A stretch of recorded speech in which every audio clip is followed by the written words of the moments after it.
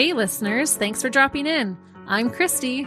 And I'm Melissa. And this is Buried Motives, where we dig deep into the details of some of the most gruesome dirtbag murderers.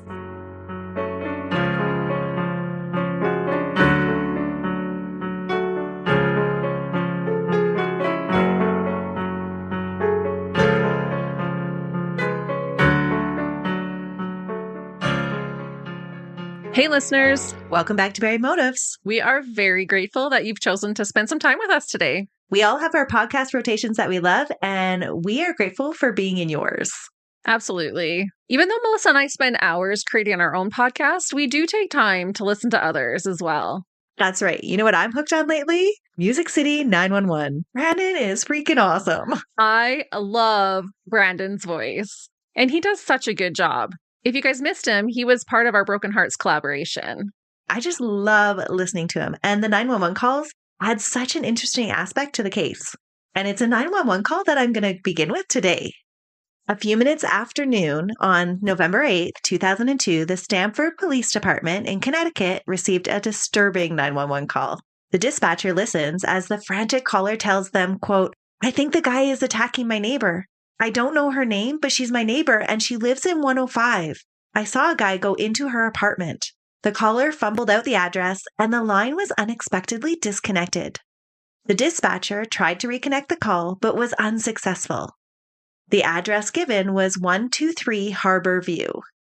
But that address just didn't jive with what the dispatcher knew about that area. There was no residential apartments in Harbor View. It was an area with a marina. It was a commercial area. Thinking quickly on her feet, this smart dispatcher tracked the location of the call to a payphone just outside a Duchess restaurant on Shippen Avenue in Stamford. The dispatcher called the nearby restaurant and spoke to the manager to see if they had seen anybody by a payphone, but they hadn't.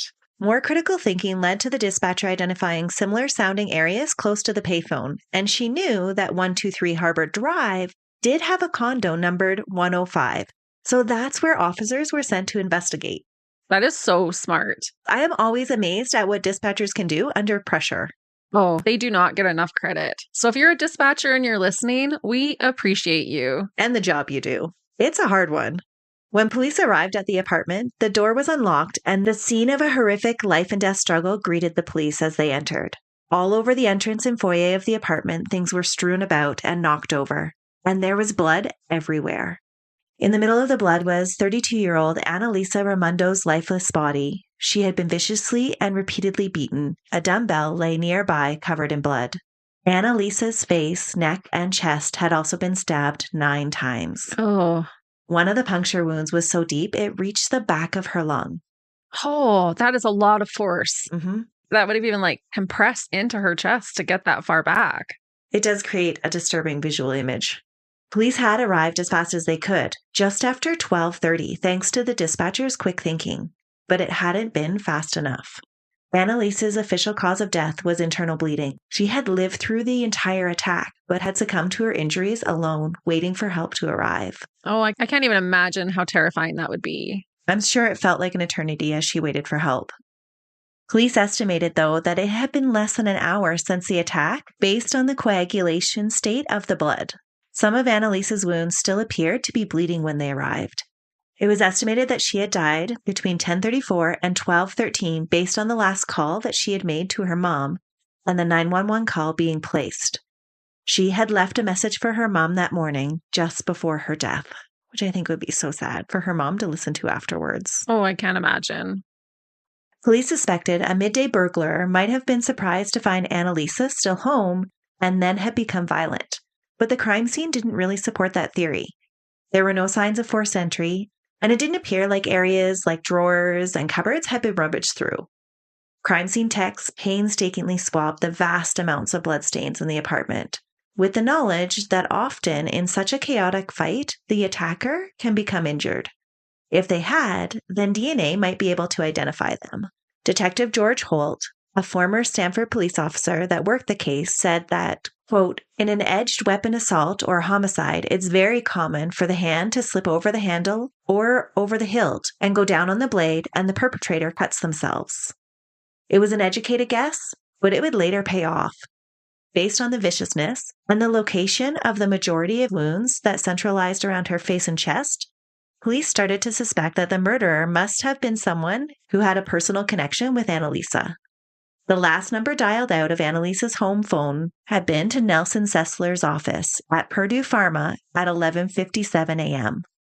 Nelson, Annalisa's boyfriend, hadn't picked up the phone and no message had been left. Police became even more curious about Nelson when he showed up at Annalisa's apartment later that day. And while he seemed completely unaware of what was happening, he was eerily calm when police told him about his girlfriend's tragic death. When he had shown up at the house, it had been being actively searched, and he didn't ask why they were there or where Annalisa was. Oh, that always raises some red flags. But we do have to remember that everyone processes grief and shock in a different way. It's true, but when he did find out that she had died, there were no tears. And while he says he's willing to cooperate with the investigation, police are getting the opposite impression. One detective said it was like pulling teeth to get him to answer any question, and it raised huge red flags for them. Oh, I bet. That totally reminds me of our Christmas episode with Michelle Anderson and Joseph McEnroe, when they pulled up at the parents' home and were asking if they could just go down and pass them to get to their own place, not even asking about if her parents were okay. Right. And in that case, they were the dirtbags. Yes. There's a reason why police are suspicious of Nelson. He's not acting appropriately. No. So it's not a big surprise then when he's quickly brought in for questioning. But almost as quickly, he was discarded as a potential suspect when records from his work showed that he had been there between 9:37 and 5:10 that day. Really? Mm-hmm. So he's not our dirtbag. He wasn't in this case. The company's security system had tracked his movements meticulously throughout the day, and there was no way that Nelson had left the office. During his interview with police, Nelson outlines his relationship with Annalisa, telling police that they had met in late 2000 at an after-work happy hour.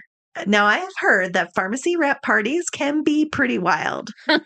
Not sure if the researchers' parties have the same reputation, but if Nelson's dating life is any indication, it sounds like they might have been. There was more than just the drinks to make it a happy hour? Yes.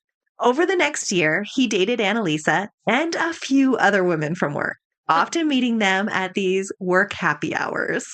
Okay. Nelson said that they had all been just casual relationships that involved sex. Well, I guess if everyone's consenting, then have your happy hour, Nelson. Makes going to work a little bit easier every day, no? I think it would make it more awkward. Can you imagine walking into your office and knowing you've seen half of those people naked? That would be super awkward. It would. Nelson did say that as he and Annalise grew closer, though, he had chosen to be just with her, and the two were planning on getting married. Okay. In late 2002, Annalisa had just gotten a new job in New Jersey, so Nelson had been staying over at Annalisa's house a lot, even though he still had his own place, just so that they could spend time together now that they weren't seeing each other every day at the office. That is why he had come to her home the day of the murder after work. He had stayed there the night before, and that morning he had left Annalisa to work from home. He tells police that he's a protective guy and that he was always telling Annalisa to be more aware of her surroundings, to not stand in front of her windows in case someone was watching her, and to always check to see if someone was following her. He had told her to be mindful of her safety, and he suggested to police that she might have been attacked by a peeping Tom. But when police asked if he could think of anyone that would want to hurt Annalisa, he couldn't think of anyone that didn't like her. He did give police the name of two of his former girlfriends who suffered from mental illnesses that he considered unstable. Not that he really thought they had anything to do with Annalisa's death, he was just trying to give the police something to go on. Okay. But he considered them unstable enough that you might want to check these people out. Yeah, but I wonder how many people would describe their exes as unstable. Oh, probably a lot. Police dutifully followed up on these leads, but nothing actually ever came of them. There was one lead that almost led to an arrest of a known burglar, but it turned out to be false. Police didn't have a lot to go on. There were no fingerprints found at the scene, and there were no matches to the DNA samples that had been collected. Police tried to track down the man that the caller had said attacked Annalisa, but they couldn't find anything.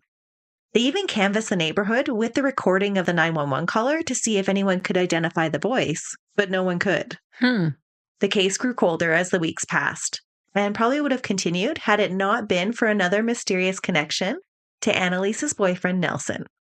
Oh, he's not out of the thick of it yet. No, not at all. Just 4 months later, he's found at another crime scene investigation. What? Yes. Nelson, you might need to make better choices, son. What happened? He likes to be in the action or get some action. On the 22nd of March in 2003, another 911 call was placed. This time, it was a medical resident of the Behavioral Health Center of Westchester Medical Center in Valhalla in New York. The call again was frantic as he says that a man has been stabbed. Was it Nelson? Did Nelson get stabbed? Well, let me tell the story, Christy. Okay. The resident and other bystanders had watched as the man and a woman had tussled on the grass after getting out of a car. When the man broke free and started to run towards them, it was clear that he was injured. Blood soaked through the front of his shirt. While getting out of the car, the woman had stabbed him. While he was running. Well, he was trying to get out of the car, yeah. Oh my goodness. The woman tried to convince the resident to try and get the victim back into the car so that she could take him to the front of the hospital. But he had just watched this huge wrestling match go down and heard the man's cries for help as he was running away from her. So there's no way that he was ever going to help her get him back in the car. No, that's taking a lamb to the slaughter. Yeah. So instead, he calls 911. That's when the woman fled, when she found out that police were on their way. The witnesses were able to give the dispatcher a good description of the woman and the car that she had driven off in. But it wouldn't be all that hard to find her. Minutes later, she drove back into the parking lot and tried again to shove the injured man back into the car. What? Mm-hmm. So she's saying, oh, I need to save this guy, but I'm not going to let you help him. I need to take him with me. Yes, she's going to take him to the hospital. But you're at the hospital. On the back of the hospital. Right. Yeah. Why didn't she just drive him to the front of the hospital in the first place? That's true. Or just let the resident take him. Most of us, when we go to the hospital in an emergency situation, as soon as you see medical staff, you want them to take over. You want them to help. If you're not a dirtbag. Exactly. When she drove back into the parking lot, that's when police showed up and arrested her. Good. 33-year-old Sheila Davalloo was arrested on the spot for aggravated assault, the whole time claiming that the stabbing had been a work accident. It would be just the first of many lies that she would tell police during the interrogation that followed. Did it happen during happy hour? Well, it was a sort of happy hour that it happened in, but I don't think the man ended up thinking that afterwards. No, not with a stab wound. No, it wasn't actually until the man woke up from surgery that police get the full story about what had led to this second frantic 911 call. So he lives. He does live. Oh, good. Paul Christos, Sheila's husband, tells police that he and his wife Sheila had been home together on the Saturday afternoon and enjoying some personal time. Oh, okay. So happy hour might have been involved. It started out that way, it sounds like. Yes. So how does this involve Nelson? We'll get there. Okay.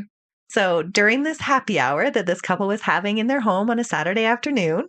Oh, an afternoon delight. Yes. Sheila had suggested that they play a game in bed. According to his testimony given later in court, the game involved, quote, one person being handcuffed and blindfolded, while the other placed objects against the bound person's skin. The bound person was to guess the identity of the object. Sheila volunteered to be the first one blindfolded for the guessing game. She guessed various household items. Then it was Paul's turn. He was blindfolded and handcuffed to a chair. Paul guessed various common household items. For the final item, Sheila had sat on Paul's midsection and touched the item to his face. Wait, I think I know this case. You do? Yes! Okay, that visual that you just painted, I have heard this case before because that stuck with me. I did not realize that that was this case that you're telling. It is. This bedroom scene is quite memorable. Oh yeah, it's stuck in my memory, that's for sure. Mm-hmm. This is a wild one. It is, because when Sheila sat on Paul's lap, she touched what he thought was a candle to his face. He was wrong. The item was a paring knife that Sheila had retrieved from their kitchen. Oh. She thrust the knife into his chest once and then a second time. Paul, not knowing what had happened, was stunned and heard Sheila say, quote, I think I hurt you. You're bleeding. Still blindfolded and handcuffed, Paul asked what had happened as pain started to spread. Oh, I cannot even imagine. And what a betrayal of trust. Yes, I think the whole incident would have been that much worse because he was blindfolded. And naked, in a chair. Yes. Totally vulnerable. Sheila told him that, quote, something fell on you. I think the candle hurt you. Paul asked his wife to remove the blindfold, and she did. But when he asked her to remove the handcuffs, she stated that she couldn't find the key. Paul pleads with her to help him break the chair that the handcuffs are attached to. He asks her to call 911, and he thought she did shortly before 5 p.m. that day. But when a significant amount of time had passed and no ambulance arrived, he asked her to call 911 again and said he wanted to talk to the dispatcher himself. His wife replied that the dispatcher didn't want to talk to him and wanted him to lay down on the floor. Yeah, not likely. Eventually, Paul begs his wife to take him to the nearby hospital, and she agrees. Paul distinctively remembers how slow Sheila drove that day, and when they arrived at the hospital, instead of pulling up to the emergency doors, she parked in the rear of the hospital. Oh. Around 5:30, Sheila got out of the car and came around to Paul's side. While pretending to help him out of the car, she stabbed him a third time, this time very deeply. Somehow he managed to battle away from her, and that's when the bystanders from the medical center had seen the fight over the knife. After police learned this whole story, Sheila's charges were upgraded from aggravated assault to attempted murder, first-degree assault, and criminal possession of a weapon, and was placed in the Westchester County Jail. That same night of the attack, Nelson again comes to his girlfriend's apartment and is greeted by police who tell him that it's an active crime scene investigation. So him and Sheila are hooking up. Yes. Nelson tells police that his girlfriend, Sheila, had called him earlier that day around 5 p.m. and invited him over to her Pleasantville apartment for dinner that night. He had no idea that there was a husband. He is flabbergasted. What husband? He asked the police. Sheila had told him that she was divorced. Oh my goodness. And wait, you said she called him at 5 o'clock when she had told her husband that she was calling 911. Yes. Dirty dog. Crazy, right? So she was calling Nelson instead of the ambulance. Yes. And she was just hoping that her husband was going to bleed out. What a dirtbag. And then it was just taking so long, and she had to now keep up the ruse because he could tell a story. So she decides to take him to the hospital and then stabs him again.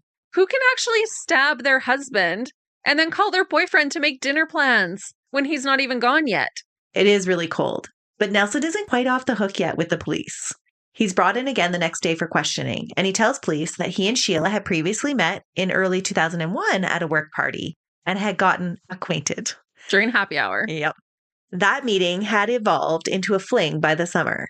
He tells police when he and another woman, Annalisa, had started to get serious, Nelson said that he had stopped the sexual relationship with Sheila. But they had rekindled their casual affair after Annalisa had died unexpectedly. But he didn't mention that she had been murdered. Not at this point, he doesn't. That's interesting. He told police Sheila had comforted him and been a good friend to him. Nelson said that he and Sheila began to have a sexual relationship in January of 2003 when she had invited him on a group ski trip. Interestingly, everyone else that was supposed to go on that trip didn't show up. Including her husband. Well, I don't think her husband was ever invited. I'm just kidding. No, she didn't invite anybody. She just wanted to get him alone. Exactly. He said that he had stayed over at her apartment several times before and after Annalisa's death, and never once got the impression that she was ever married. He knew that she was a busy person, so they weren't together all the time. He believed that she was busy because she helped take care of her mentally ill brother, and that she was an athletic person that played volleyball frequently. He had been to her house on multiple occasions and had even slept over, and Nelson claimed that there was never any sign that Sheila lived with anyone, let alone a husband. So wild. It is. How she takes care of this is so crazy. I've never heard anything like it. Police were suspicious of Nelson's story, and I honestly think I would be too. Oh, absolutely we would be. Yeah. Who believes somebody that they can't see any evidence of a husband or somebody else living with somebody? For sure. Plus, his previous girlfriend was murdered, so it's not looking good for Nelson. Well, they haven't quite connected all of that yet. At this point yet, they don't even realize that this is the second time he just happened to show up at a crime scene. Oh, okay. They don't have all the details of Annalisa's death yet. When Westchester police check out Nelson's story, that's when they made the connection that Sheila had called him when she was pretending to call 911. I still can't believe that. Yeah. They dig into Nelson's story a little bit deeper. They head off to his house in Stamford to ask him some questions. A friendly neighbor greets them and assumes that they're there investigating the murder of Nelson's girlfriend. Not a fact that Nelson had shared with them. Having a precious girlfriend die is a lot different than having one murdered. Oh, yeah. Yeah. So they head over to the Stamford police station to get all the details on that murder. They compare notes, and the officer that has just come from interviewing Sheila for the past 12 hours asks to hear the 911 call involved in Annalisa's death. That officer is sure the caller is Sheila. At the same time that police are connecting these two cases, Nelson claims that he too was beginning to piece things together. And he says that he began to think, quote, if she could have stabbed a husband I didn't know she had, she certainly could have stabbed Annalisa. It all started to come together. Oh, man. That would be a scary realization. It would. Nelson tells Stamford police his suspicions, and he agrees to continue visiting Sheila in jail while wearing a wire and recording phone calls and conversations that he has with her. Neither police department is completely ready to write Nelson off as a suspect, especially since he had never been completely honest about being in a relationship with Sheila when he was interviewed initially about Annalisa's death. She wasn't one of the ex-girlfriends that he had mentioned previously. Okay. Well, you can see why you wouldn't list all of your escapades. Well, at that time, he didn't really believe that Sheila had ever taken their relationship seriously and that she didn't seem that unstable to him. So he had wanted to actually protect his friend from the intimidating interrogation by the police. Okay. So he purposely hadn't brought her up because he didn't think she was unstable. That's why you just let the police know, because you just never know. Yeah. Nelson still seemed cagey, though, with his answers about his relationship with Sheila. It took a lot to get Nelson to admit that he had originally been seeing both women at the same time. He had made up all of these kind of half-truths, saying that Annalisa and Sheila had worked together and that they were all just friends that would occasionally go out for drinks, and that he just helped Sheila walk her two dogs on occasion, which definitely raised an eyebrow from the detective, who insisted that no man would drive from Connecticut to New York to walk dogs without getting laid. Well, at least he wouldn't, obviously. He was not a good Samaritan that would do that. It was hard for police to believe that Nelson had nothing to do with the case, that he didn't have any idea that Sheila was married, or that she was obsessed with him. But Nelson's unusual affair was corroborated by Paul. Recovering from the attempt on his life, Paul now has lots to say about his supposedly loving wife. Oh, man. Poor Paul. Well, and Nelson. They were just all wrapped up in Sheila's lies. Sheila Davalloo, an Iranian-American, was born on May 11th, 1969, in Charlottesville, Virginia. When she was very young, her parents decided to move back to their home country of Iran. In Iran, things were less than ideal for her family. Just before she turned 10, the Iranian Revolution began, and upheaval in the country was unimaginable. She lived in a country filled with fighting to the death over political and religious views. It was a nightmarish childhood, witnessing continual violence with literal bombs being dropped in her backyard. Oh, my goodness. When she turned 17, her family again returned to the U.S., taking up residence in the New York suburb of Yorkton Heights. Both of her parents found jobs working in healthcare, and after graduating from the University of Stony Brook with a degree in biochemistry, Sheila decided to use her considerable intelligence towards a career in pharmaceuticals. It was while she was at New York Medical College that she had met Paul in 1994. The two dated for over a year before he learned that Sheila was already married. What? Yes. Ooh, I forgot this part. At 19, she had been married to Farad Masov, a family friend, in an arranged marriage. According to Sheila, while the two got along, she was never truly happy in the relationship. She didn't feel the need to be honest with Paul because she planned on divorcing Farad.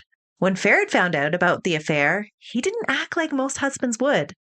Although that kind of happened in my last case as well, so maybe it happens more than you think.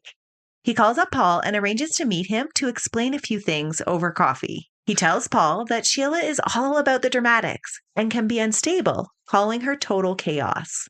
Not that he didn't concede that she could be charming at times, especially when you first met her. Sheila was described by many as a woman that got what she wanted and didn't care about how she went about getting it. By charm, manipulation, or threats, she would make sure she got what she wanted. This is crazy to me that instead of being angry about the whole situation, he's like, hey, bro, I need to let you know a few things. I have to look out for you. If you're going to take my wife, this is what you need to know. That's exactly what the meeting sounded like. Like he was pretty much feeling guilty about passing her on and wanted to make sure that Paul knew what he was getting into.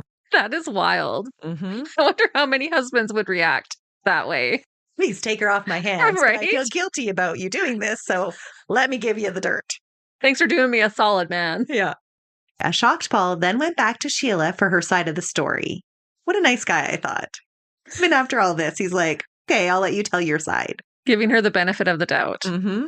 Of course, she laid it on pretty thick about how bad the relationship was for her and how she had never truly been happy in the forced arrangement. Sheila was a convincing person, and she and Paul ended up staying together after her divorce from Farid went through uncontested. Sheila and Paul were married in 2000 and moved to Pleasantville, New York the following year. Located just north of New York City in a suburb of Westchester County, it was a convenient commuting distance for both of their jobs. Paul worked at Cornell University at its New York City campus, while Sheila had landed a job as a pharmaceutical scientist at Purdue Pharma, located in Stamford, Connecticut. It was there that Sheila would meet Nelson in 2001, when he started at the same company as a scientist. It was also where Annalisa worked as an associate director. Paul never suspected the affair. While the honeymoon phase of their passion had fizzled out, Paul and Sheila were still close friends and shared their daily lives together. When police came to question him after the attack, just like Nelson, Paul says he had no idea that there was another man in his wife's life. In hindsight, though, he was seeing his wife's actions in a new light. And he's able to shed a little bit more light on the lies that Sheila told to get away with the affair. What a horrific realization. It's just one thing on top of another piled on Paul. First she Yeah. stabs him, then he learns she was having an affair. Yeah, you would be questioning your entire relationship. Mm-hmm. During the previous 2 years, Sheila had occasionally had her brother Shaheem, who suffered from schizophrenia, come to visit her. She told Paul that her brother was unaware that she was married, and she was fearful that that fact might upset her brother. So she asked her husband not only to spend the night away from his own home, but insisted that any trace of him be removed so that her brother would not suspect that she was married and become upset. This is so wild to me that this happened. In hindsight, it seems so obvious. Well, I don't know about obvious, but just so unreasonable. Can you imagine being asked to take every single thing that you own in your home and go away just for a night? It just seems crazy. Yeah, I'd be like, I'll rent you a hotel to go with your brother. Like, why does he have to come here? But Paul did agree to it because it seemed important to Sheila. Yeah, and he loved her and he wanted to be kind to his wife. That's right. And he gets the raw end of the stick. Yeah. So he helped her remove his clothes and his toiletries from the house, even pictures that he appeared in. Then he would dutifully go and stay at his parents' or another friend's house for the night or the weekend, whenever her brother came to visit. Wow. This explains why Nelson had believed that she was divorced. That's how good Paul was at doing something to please his dirtbag of a wife. That's so sad. Mm-hmm. Around the same time that Nelson had started to get serious with Annalisa and cooling it with Sheila, unknown to Paul, Paul started to hear about the love triangle between the 3 co-workers at Sheila's work. Oh, that's right. Sheila would tell Paul all about her friend Melissa, who had found out her boyfriend Jack was also seeing another woman, Annalisa. She couldn't even come up with a new name. Nope. Sheila would go into great detail explaining the saga to Paul, even the intimate details of the sex that was happening in the affair. No. She would tell him that she just didn't know what to tell her friend Melissa, who was so sad and depressed by this betrayal. She would talk to him about it almost every day, going on and on about Melissa and Jack's relationship.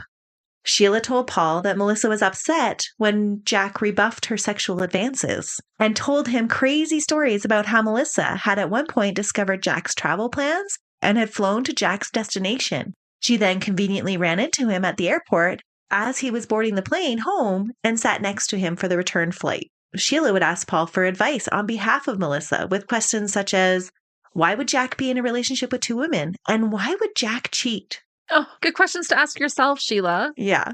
Paul, when he heard these stories, listened like a good husband and said he humored Sheila with her theorizing because he felt like it was just some office drama. How sickening for Paul to realize later that his wife was telling him intimate details about herself and her lover. About their sex life. Yes. And then asking for advice I wonder if Sheila was getting off from that. Oh, I am sure she was. But Paul just felt like all this drama allowed Sheila to live vicariously through another person's life because their own, he said, was a little bit boring. He said by this point in their relationship, they had become more like roommates than a married couple. And that's how he explained her over-interest in this triangle that was happening at work. As time went on, Sheila got more and more invested in Melissa's problems. She asked Paul to borrow his night vision goggles because she wanted to go on a stakeout with Melissa to spy on Jack. Oh, She also purchased a lockpick set for her friend, although she was the one to practice with it on the front door of their Pleasantville condominium unit. At one point, she asked to borrow Paul's eavesdropping device and help Melissa plant it in Jack's office so they could listen to his conversations. and all the while, Paul has no idea that he's helping his wife to spy on her boyfriend. That's right. But I do have to question, why the heck does Paul have all of these things? That's true, actually, because he's a researcher. Yeah, I never found out. It is a question I still have. When Paul got sick of hearing about the love triangle, Sheila started to seek advice from other friends. Her friends would say that almost every time they spoke, Sheila would ask her questions such as, quote, whether she thought Jack would break up with Annalisa and date Melissa. Quite a few times, Sheila asked if Melissa should confront Annalisa to, quote, let her know that she, Melissa, was also seeing Jack. When her friends told her it probably wasn't a good idea, Sheila didn't seem overly pleased with this advice. And her friends got the impression that Sheila wanted them to say that Melissa should confront Annalisa. Because that's what she was wanting to do. Mm-hmm. One morning, Sheila came to Paul and told him that she and Melissa were outside of Annalisa's apartment and asked him if Melissa should confront Annalisa. Not grasping the whole story, Paul told Sheila that Annalisa had a right to know her boyfriend was cheating on her. He didn't know that in the real twisted love story that Melissa was his wife and that Jack was Nelson. He didn't know that his wife had become utterly obsessed with another man and his new girlfriend. She was reading Nelson's work emails and listening to his voicemails, following him around on planes. She was truly obsessed to the point that Sheila had actually reached out for psychiatric help herself. On November 13th, Paul, as a part of his own work, had a meeting with some representatives at Pharmacia, the new company in New Jersey that Annalisa had recently begun to work at after leaving Purdue Pharma for unknown reasons. And I think perhaps those reasons were she might have felt like she was being stalked there. Oh, Because she was. yeah. During that meeting, Paul learned that one of the new employees at the drug company had recently been murdered. While he didn't learn the victim's name at the time, Paul did say that he did have an odd thought pop into his mind that maybe Melissa had done something to Annalisa. Oh my goodness, not knowing that that's his wife. No, but it was such a disturbing thought and nagged at him so much that he brought it up with Sheila later, asking if Annalisa was okay. Sheila didn't act shocked at all by his newfound interest in the love triangle, not even when he asked her point blank if Melissa had done something to Annalisa. She just simply said Annalisa was fine. Later, Sheila would tie up the loose ends of her imaginary love triangle at work by telling Paul that Jack had broken up with Annalisa and that Jack and Melissa were now back together exclusively. She told other friends the same story, adding the detail that Annalisa had moved away to New Jersey and gotten a job there. That was all around the same time that Sheila's brother started making more frequent trips to see his sister. Oh, what a dirtbag. Such a dirtbag. And I think it's pretty easy in hindsight to question why Paul was so gullible about the whole affair and the Annalisa stalking and the murder. But really, he was a husband that loved his wife. And so he didn't think poorly of her at all. He couldn't imagine that she would do these things. He was blind to all of the signs until it was too late. Yes. And if she was able to hide the fact that she lived with a man for years when Nelson would come to her apartment, how good was she at hiding the fact that she was stepping out on him? Right. She's a master of duplicity. By the beginning part of 2003, the frequency of Sheila's brother's visits were starting to grate on Paul. So he had it out with her, and he tells her that it's time her brother learns that she has a husband. Yeah. This ultimatum, and the fact that Paul had started to question Annalisa's safety, I feel were the motivating factors that led Sheila to suggest that she and Paul play a guessing game on that March 22nd afternoon. It was the same theory that the prosecution team had as well. What a coward. Why not just leave your husband? She should have just left, but instead she chose to stab him. In February of 2004, Sheila faced a judge-only trial over the attempted murder case. Of course, she pled not guilty and tried to lie over and over again. When she could no longer deny that she had actually stabbed her husband, she told the judge that it wasn't because of the affair that she had done it, but that it was because she didn't want to shame her family by getting a divorce. Oh, a second divorce. Mm-hmm. Yeah, that's still all about your pride. It wasn't about the divorce at all. If she was actually concerned about dishonoring her family, then maybe she would have been a little bit more concerned about actually murdering someone. Or staying faithful to her spouse. Right. But that wasn't the reason for any of it. And it just showed Sheila's personality of trying to manipulate the facts and the people around her into thinking that she was the victim in order to avoid responsibility for her actions. Right. Her manipulative ways were very effective on Paul, who did testify that she had stabbed him, but at many times in his testimony almost defended and made excuses for Sheila, saying that she had never been violent in the past. And so almost giving her an out, like this was just a one-time off-the-rocker thing. Oh, he's way too good for her. Oh my goodness. Mm-hmm. He was deeply confused about the woman that he had loved and who was now a murder suspect. He had divorced her, but he was still susceptible to her charms. But at the same time, it's not like he could have said, well, I don't believe she could do that, because she had tried to kill him. Yeah. So he had the truth glaringly in front of him, and yet he still was having a hard time believing it. Oh, I'm sure you would have this ginormous inner turmoil. It would have been so hard for him. After being found guilty on February 19th, Paul even made statements at the sentencing in April on behalf of Sheila, calling for a lesser sentence and mental help instead of punishment. Wow. He said he was still unsure about what her intentions had been when she stabbed him. What? Yes.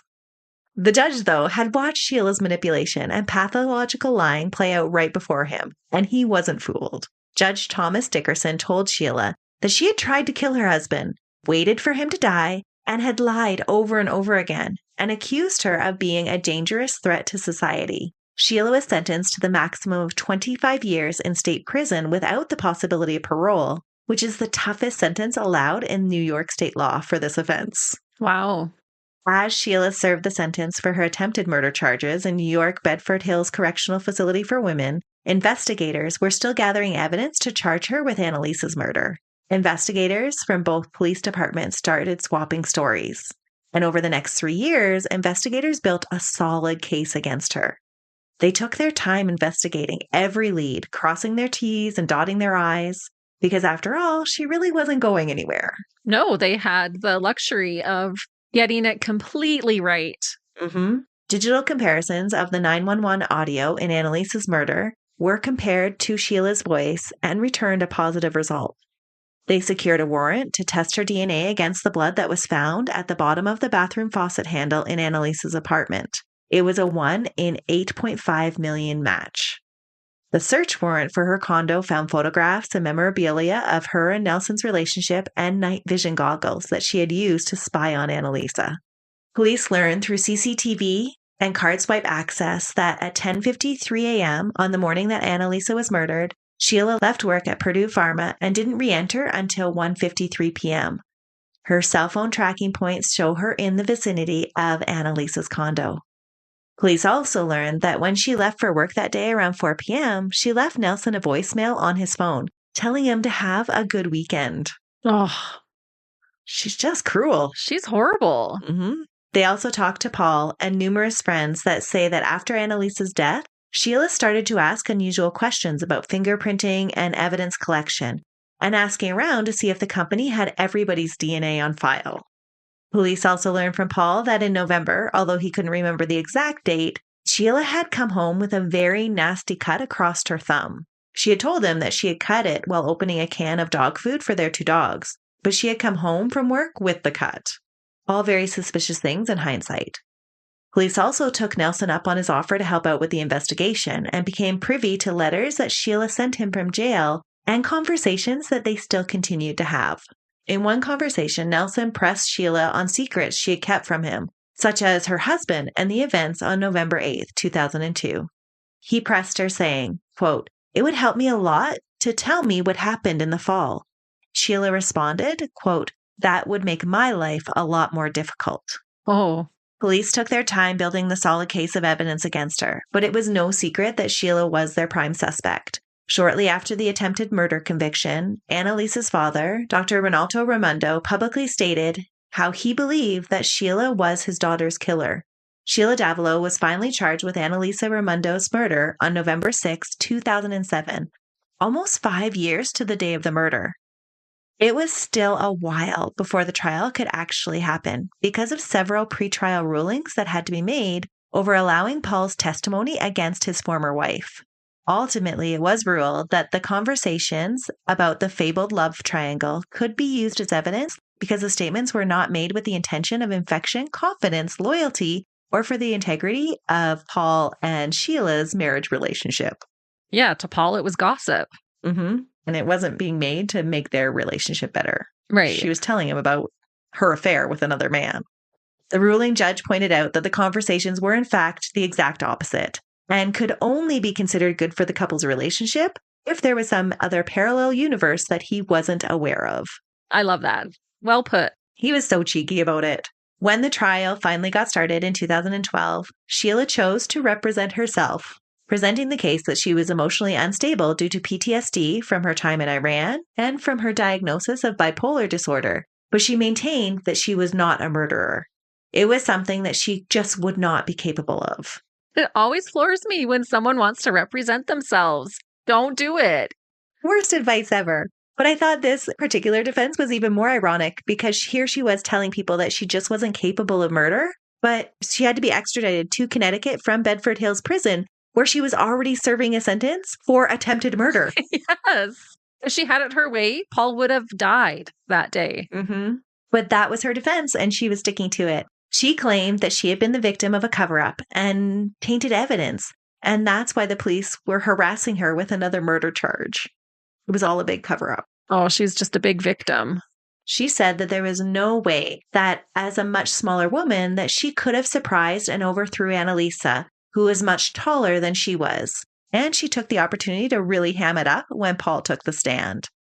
While asking to see his injuries, she started to cry and became so emotional a recess had to be called. Afterwards, she apologized for her emotional outbursts, cracking jokes, and then went on to establish with Paul that she had become depressed in November of 2002, unable to sleep or complete simple tasks. The prosecution was quick to jump on that line of questioning and pointed out that this is when Annalisa was murdered. It was a rookie mistake, but Sheila thought that she was just so smart. Oh. And the kicker for Sheila's behavior? She told the jurors that she had chosen to represent herself so that they could get to know her and hear her voice, so that they could tell for themselves that it was not her voice on the 911 tape. That way, they didn't have to rely on faulty digital analysis. Where that probably totally backfired, and they got to know her voice to be able to recognize it. Yeah. The jury, of course, did not buy any of it. Instead, they believed the prosecution's story of the obsessed love and jealousy and found her guilty of first-degree murder on February 12, 2012, and she was later sentenced to 50 years at the age of 42. That sentence, though, won't begin until she completes her sentence in New York. Oh, so that's 75 years in total? Yes, her earliest possible release date is 2079. She'll be 110. Wow. During this sentencing, the judge admonished Sheila to honor Annalisa's memory by finding a way to contribute to those that she would encounter while incarcerated, saying that, quote, "I think the victim here would ask you to do that. She was a good soul. She was a charitable person." After the trial, Annalisa's parents said of their daughter that she was a highly accomplished and successful young woman that graduated from Harvard, that she, quote, "was a perfect daughter and an excellent human being." Annalisa was stunningly beautiful, kind and bubbly, and was taken too soon, all because of the jealous actions of an obsessed dirtbag. In prison, Sheila has maintained her innocence and has claimed that her cell phone records will show that she wasn't in Connecticut at all at the time of the murder. She maintains that that was all just a cover-up by police. She tries to say that stabbing her husband 3 different times was an accident and that she was mentally unstable during that time in her life. In 2017, Piers Morgan met with Sheila for an interview. In it, she tries to make a case for her innocence by saying that she had nothing to do with Annalisa's murder and that had she really wanted to kill her husband, she wouldn't have used a paring knife. Oh, She says, quote, "There are much bigger knives available to her in the kitchen." the audacity. Yeah, as if that argument was going to clear her of the charges. Right. She would make that same argument again when she appeared on Snapped 2 years later. This obsessed and self-absorbed dirtbag believes that pointing this out would help others see that she wasn't crazy enough to try and kill her husband after killing her lover's girlfriend. It doesn't work. She ends up coming across as a pathetic liar, trying to grasp for attention, spinning circular arguments on deaf ears. Yeah, I'm smelling hogwash for sure. At the end of the interview, Piers Morgan tells her that, quote, "The saddest thing for me is your apparent self-delusion. You've convinced yourself that you did not do it." Afterwards, he shared an impression of Sheila saying, quote, "She's an astonishingly selfish, greedy, obsessive, devious, and dishonest lunatic." Tell us how you really feel. Yeah, really. But I don't think I could have said it any better for the dirtbag, the calculating and manipulative, pathological liar, Sheila Davalloo. Wow. I definitely learned some new things about that case. I love revisiting a case after you haven't heard it for a while. Yeah. And this is a wild one to listen to. It really is. And next week, I'm sure you'll have another wild one for us, Christy. Oh, I absolutely do. There's no shortage of dirtbags, that's for sure. But until then, see ya. Bye.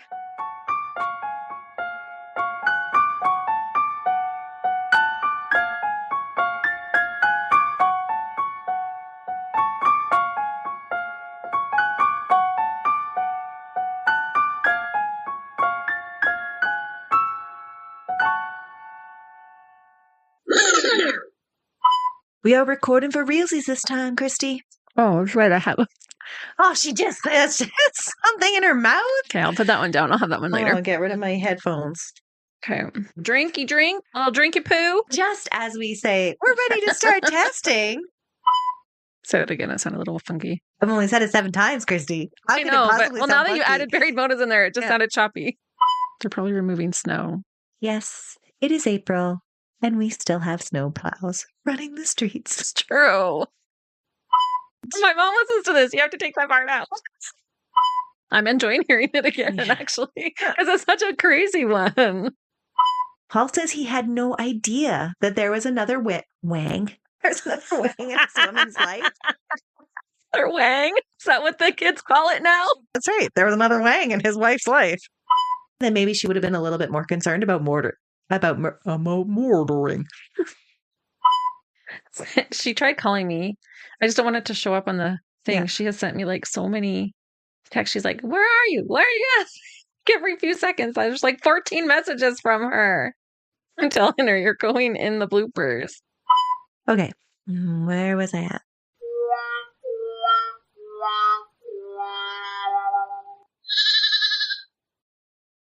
Another Sound Off Media Company podcast.